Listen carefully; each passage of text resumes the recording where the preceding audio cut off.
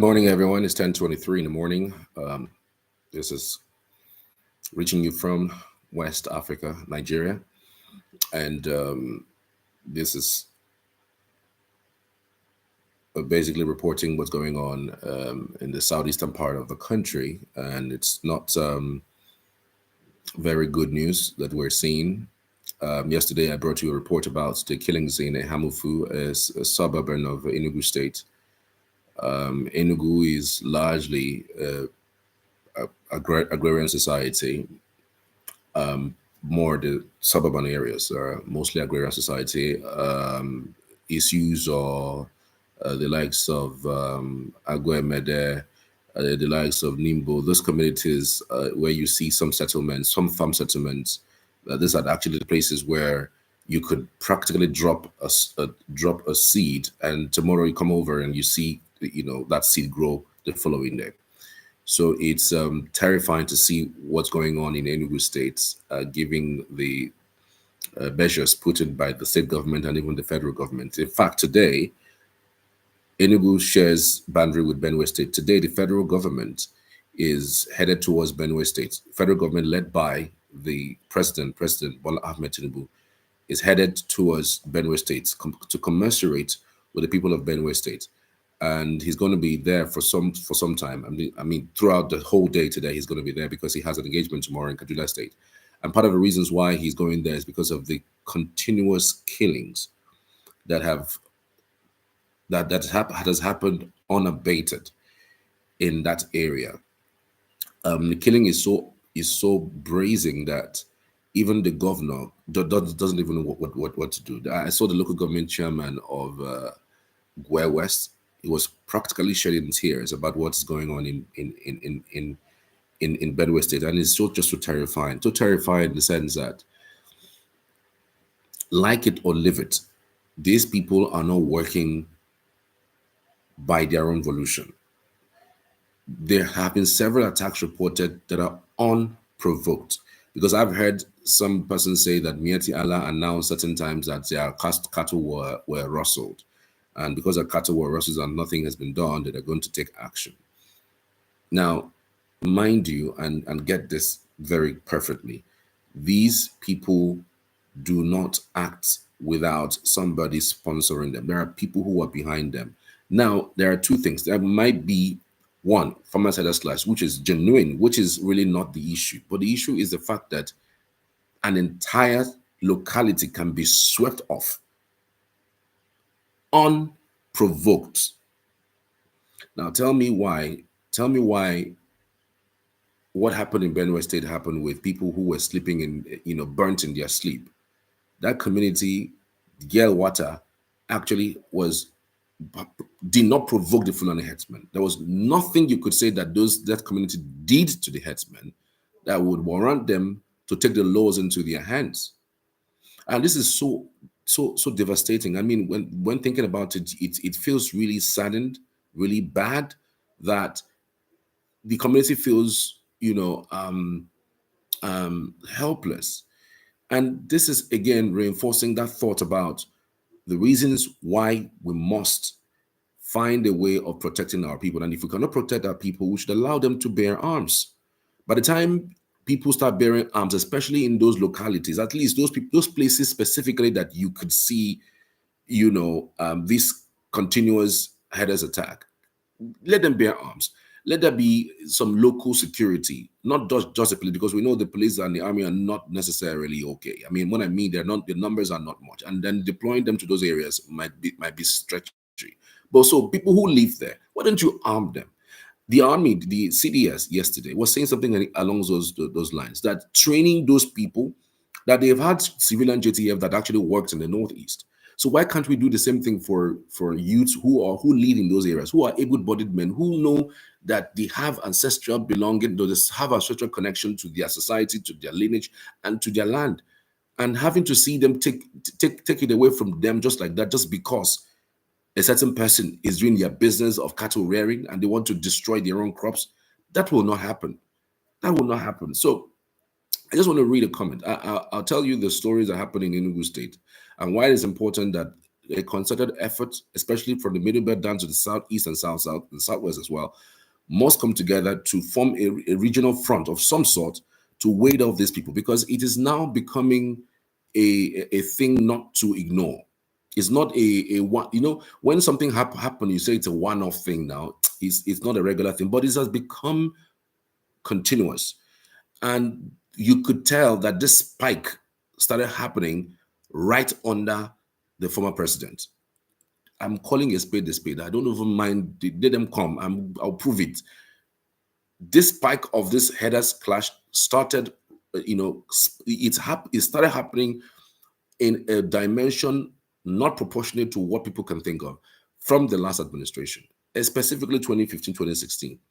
And it was so unprecedented that the president would hear that something has just happened and he would turn a blind eye. He would even fly to other countries, forgetting that the first constituents of his administration is actually the people whom he has sworn to basically live by, to basically protect.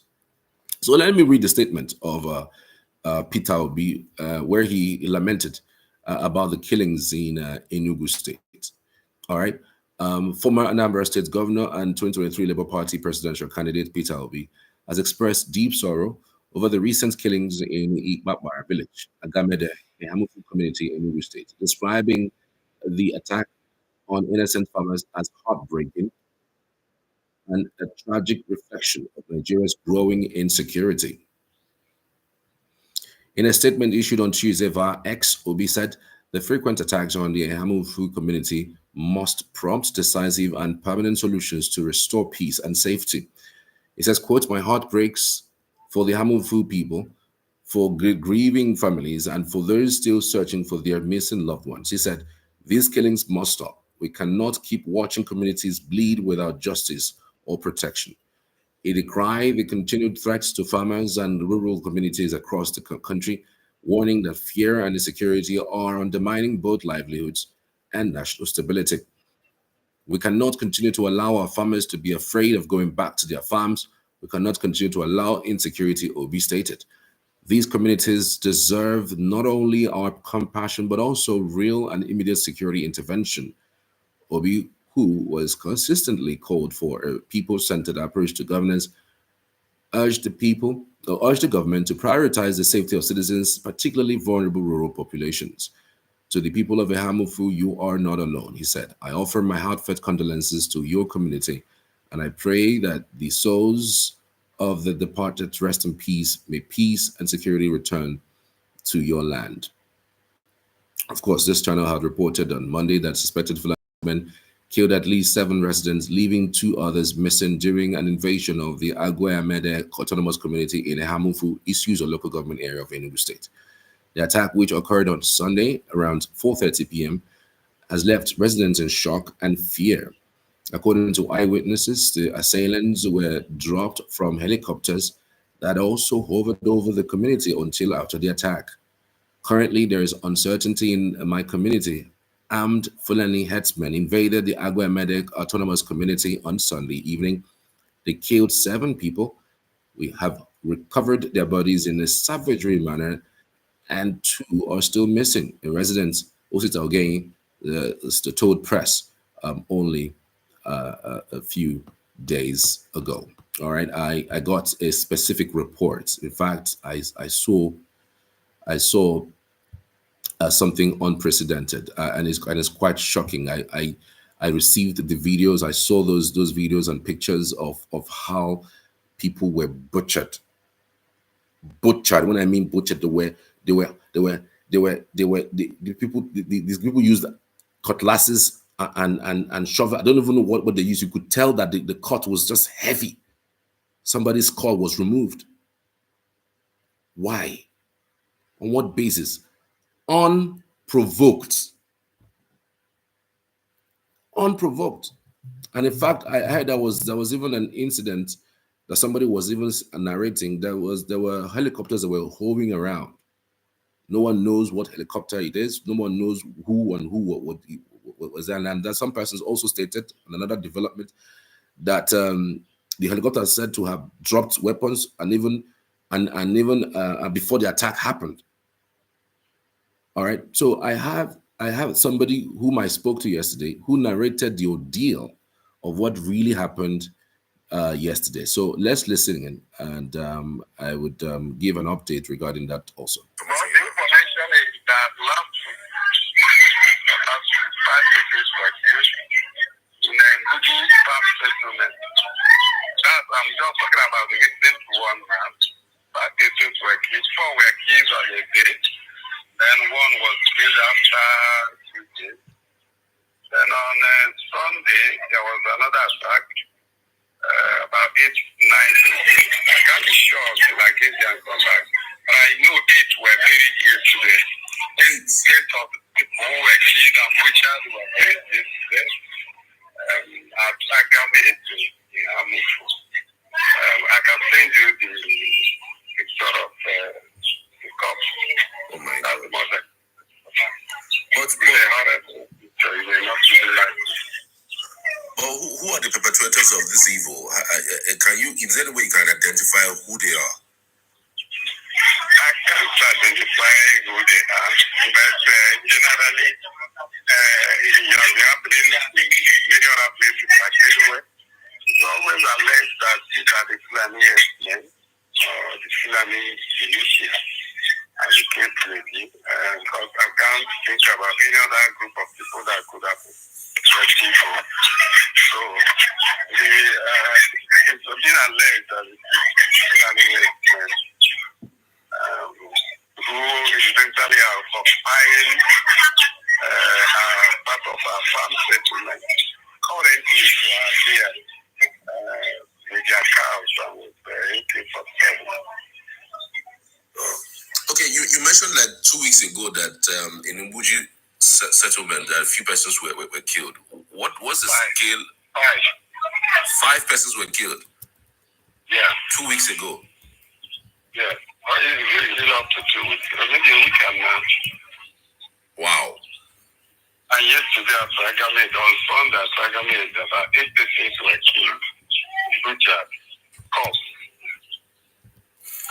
But has there been any way to resolve it? The government, whether it's the states, local government, have they come around to resolve this matter, these issues? What are they saying? I was told that on Friday, the other Friday or Thursday, Commissioner of Police was around. He went to the farm settlement. And after that, he went back again. So whatever the outcome of the coming is what we don't know yet. We have not seen any measure towards resolving the issue practically. We've not, because this thing has happened over and over and over. That's why at the point the ample went on peaceful demonstration, and it was tagged politically sponsored protest. Even when most of those women are widows, some of them lost their husband, lost their children, lost their means of livelihood. The AMP is predominantly farmers, and today people no longer go to farm. And they were pushed to the wall and they started to protest peacefully. And government, I know at that point, the security agents in Enugu State came, went into the farm settlement, saw the Fulanis, saw them with AK-47, were thinking that they would take an immediate action. But it's up to up to now. We've not seen any practical action taken, so we don't know what is happening. But for you, helpless people at the mercy of those people. They come when they want to come, attack, and they will go. And there have been no record of apprehending any of the perpetrators. Wow. But for you, as someone who has been in that community for a while, what do you think might be an issue? Because we are also hearing things like the community sold land to some persons suspected to be Fulani people, and then the land issue became a problem, and so because of that, they are holding claim to the fact that they own part of the land because the land has been sold. Are you aware of this particular side of this information? All those rumors.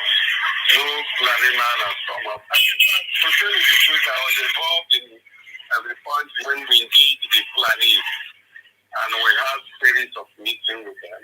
Okay. That was during the Bruce retreat. We met with them separately, and they couldn't really come up with this fact that the land was sold to them, and this is the much, that was collected, and this is the person that, sold the land to them. So those things are still rumors to the best of my knowledge, because nobody has come up from the community to say, yes, I sold the land. And nobody has come up from the camp of the other side to say, yes, we bought this portion of land from so. Are you saying that during the time you guys had that meeting under the last administration, are you saying that they did not say that they bought a land from somebody in the community? They never said so. Yes, and I was directly involved. They never said so. Wow. But we engaged most of their leaders around, but some of them coming from Enugu, from Kogi, from other places, and even the leaders at Enugu, the Fulani, the Meitiala leaders at Enugu, they were all involved in the meeting at that time. So nobody came up with that. Fact. So that's why I say the true rumor. So nobody should really prove it. At the point that rumor becomes so strong that a lot of people believe it, I don't know until we engage them, and we didn't hear that from them. That is explaining that rumor as false allegations. So that is to the best of my knowledge. Not verifiable yet. Tomorrow somebody comes up and says, yes, we sold land. Or they come up to say, yes, we bought this portion of land. And they will be able to say, this is the location. Unfortunately, Yamufu is so large. Yamufu covers 7 local governments in Benue. Yamufu is so large that if you're talking about selling land, where Yamufu have 7 autonomous communities. And you know what that means? 7 autonomous communities with 7 traditional rulers. So it's a very fast land, a very fast place. So where? And the other one now happened at the beaches. And then that of 2 days ago happened at Agamede. From Buchi to Agamede, it's a distance. So where exactly were the land sold? Sometimes it was at Abo. Abo is a different community from Buchi. Buchi is a different community from Agamede. Where exactly was the land sold? So if they are restricted to a particular portion of the farm settlement, then we may say maybe that's why they are buying it with. They are not restricted to any place. That's people. You can't go to farm. If you farm, they will destroy it. And so the whole thing is again. Do you think that what is happening is more or less land grabbing? Because again, this particular story, I'm hearing that some helicopter may have dropped a few persons. The people who the helicopter dropped. Helicopter flight safely. This is money. They have passed. And today, nobody has explained to us where the helicopter is coming from and where they are going to. We don't know. The only few occasions, maybe 1 or 2 or 3 times, we have seen an army color the helicopter pass. And which time they are passing, they come low. There's this one that passes almost on daily basis. The tail is white, flies high, goes around, goes back. Nobody explains to us where is it coming from, where is it showing the mission. And so it's something we don't understand. And it's something we expect the government to come up with and say, this is what is happening. Because that helicopter takes off from somewhere. Yes. Yeah, so, and nobody has said we know anything about it. So, but you cannot confirm if the helicopter was the helicopter that flies around was the one that dropped them. I can't say because I'm not where it from. That has been the rumor that the helicopter dropped them or dropped arms and other things for them. But I cannot come to tell you that is exactly what is happening because I'm not in that issue in the bank. So I don't know. I think whatever I say now will not be verified. And so I can't really say. I can't say what I don't know. But for you, what do you think can finally resolve this matter? I mean, because we've also seen our laws being enacted to restrict herders from moving from one place to another. It does look like the law is not enough. But for you, what do you think can be done from your end? What can be done? If we can't engage them, they have what we don't have. And the government is not giving the local security support.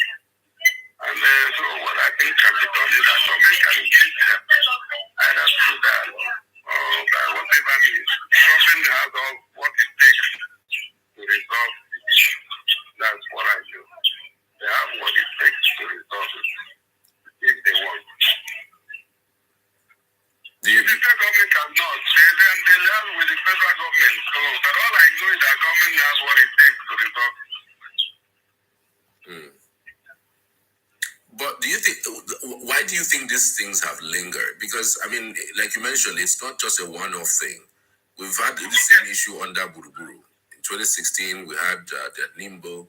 We had several killings, under Buruburu administration, and now we're seeing it right under this administration. Why has it lingered? Well, I can't really say that we are all Nigerians. We're all living in Nigeria. We know it's not really happening here.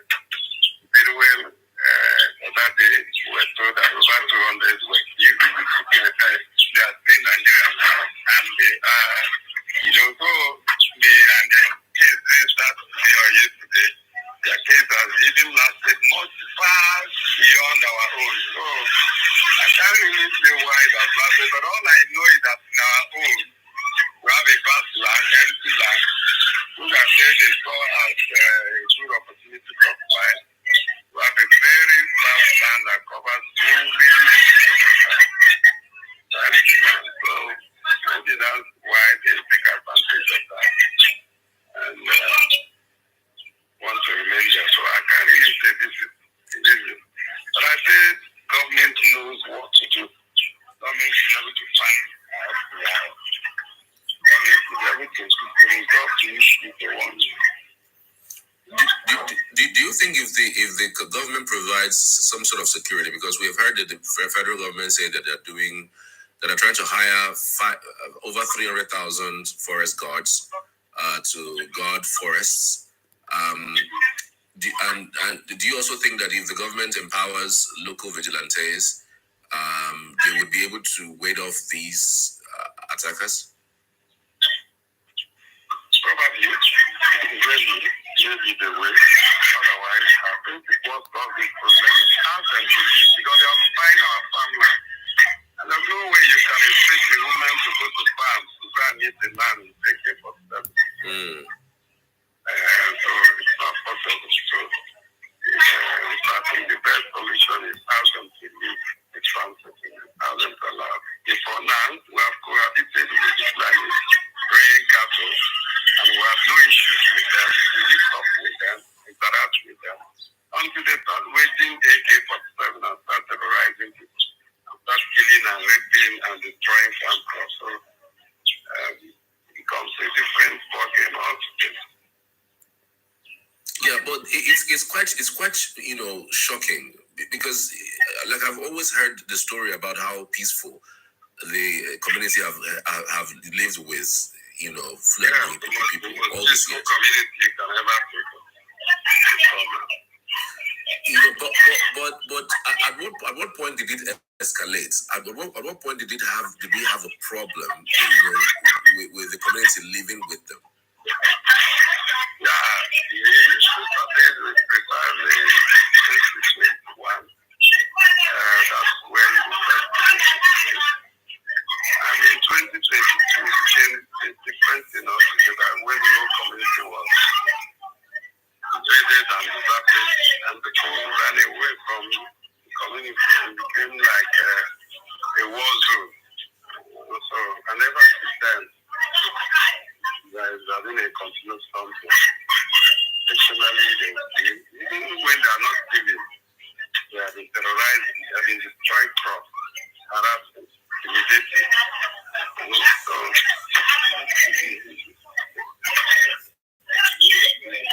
sad. This is really sad. But anyway, I want to appreciate you for your time. Maybe when you are done, I don't mind calling you back maybe later in the day or maybe tomorrow, so that you can give me a little more information about what you have seen. Thank you. So this is the conversation that I had with someone who his community is a Hamufu who confirmed the story, sent me videos and visuals and pictures. Those videos are mind-boggling. When you kill somebody, there's some sort of remorse that comes with killing somebody. That's on one hand. But the scale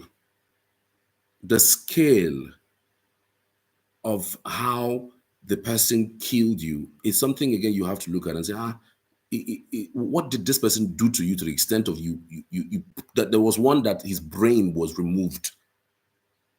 Like, what is the anger between these herders and the community? What is that anger? What is that thing? Nobody has been able to explain to us what the problem is.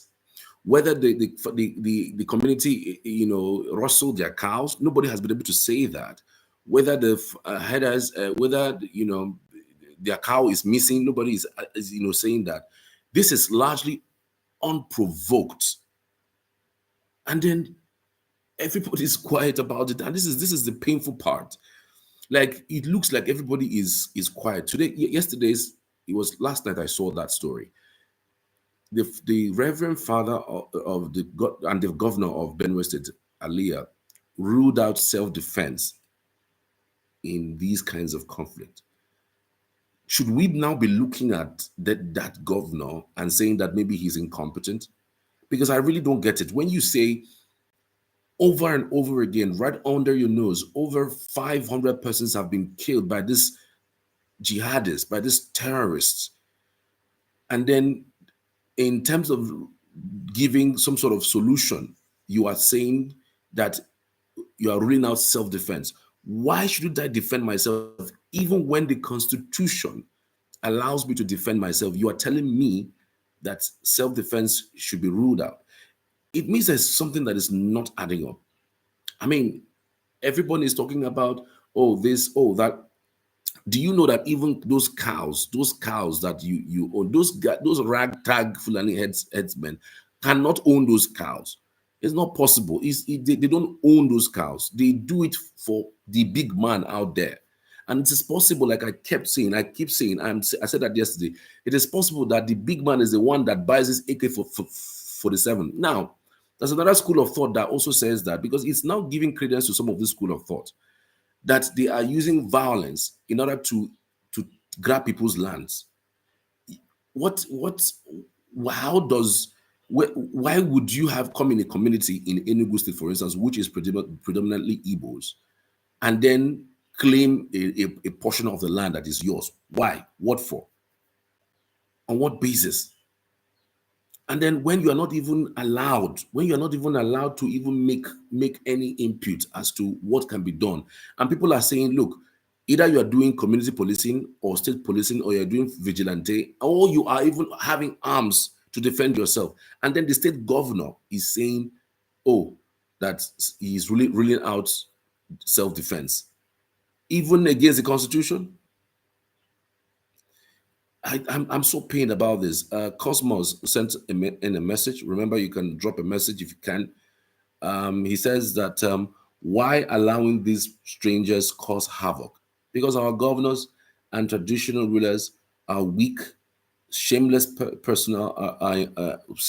shameless people are in government. I'm sure that is what he wanted to write. The shameless people are in government.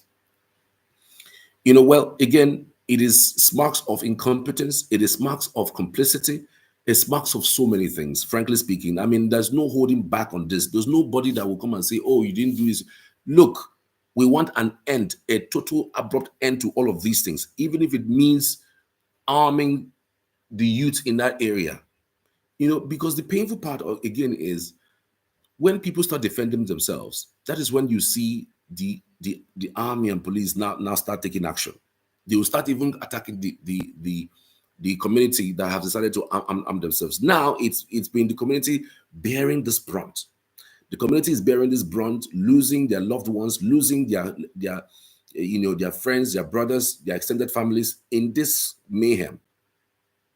And now, if this society, if the community starts taking arms and defending themselves, that's when you now see proactiveness. You now see that armies are actually very proactive in these kinds of things, which is really bad. Some things must give way. I mean, if we are not ready to protect the citizens of this country, we should allow everybody to own a gun, because I cannot think it that I know people die, all right? People die for several reasons, all right? But not the killing that comes from a negligence from a government, the killing that comes from you're telling me not to have an arm to protect myself. That is not going to happen. And that is the reason why I keep faulting the Supreme Court, where it gave, because this thing has a ripple effect. The Supreme Court actually gave a verdict some few days back, and from few months back, about a certain Sunday.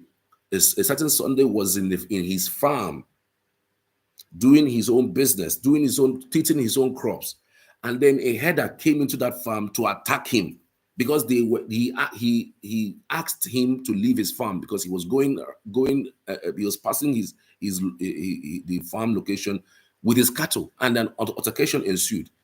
While the guy attacked him, he was able to overpower him with all of the bruises that he sustained and killed the Fulani man. Do you know what the Supreme Court said? The Supreme Court said that at the point that he overpowered him, he should have left him and ran and gone to report to the police. Does that make any sense to anybody? Somebody is coming to attack me, and I know the intention is to kill me with a knife, because that's what they use. They use knife, machete, they use several weapons. These days they carry AK-47 around. I don't have the strength to carry AK-47, but I have strength, and I am able to overpower somebody, and I kill them while they were trying to kill me. And the Supreme Court is still saying that I should have not killed the Fulani man, that I should have defended myself and then run to the police. So tomorrow he will come with his brother and sister to attack me and invade my farm. Does that make sense to anybody?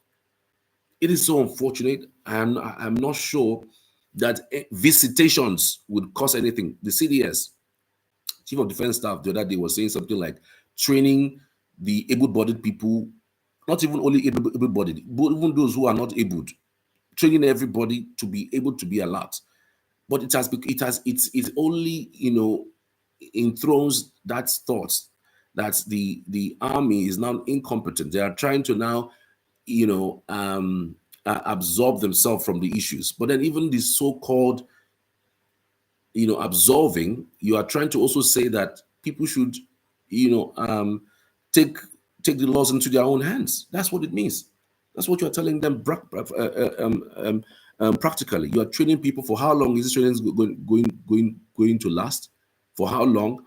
And then he also mentioned sabotage, and sabotage is one of the major issues in the army. I mean, all of these things is about intelligence. And make no mistakes, our army is one of the best in the continent. And so when you see these things happen, and the armies are saying that they're going to train youths within the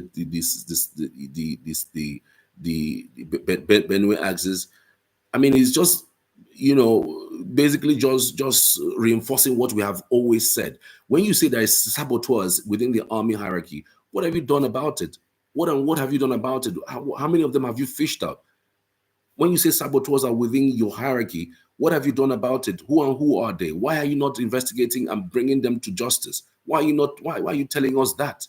So you're telling us that, and then those people still hold their positions? No, some things have to happen. I mean, and if you're not ready to do the job, then you just step aside for somebody else to do this job. This is so unfortunate, really. It's so unfortunate, and this must stop. I want to appreciate every one of you for being part of this broadcast. I really do appreciate you. Peter Obi has reacted. Several other persons have reacted. The president is going to Benue to meet with critical stakeholders and several other persons who might most likely have a say in these things, so as to finding a lasting solution and finding peace to some of these issues that we're facing. It's really saddening. It's really saddening. Other countries are are facing several chaotic situations, like natural disasters, flooding and the likes, then our own internal security is not good enough. We are practically killing ourselves. This must stop, and must stop quickly too. Thank you, everyone. I truly appreciate. See you on the next one. God bless.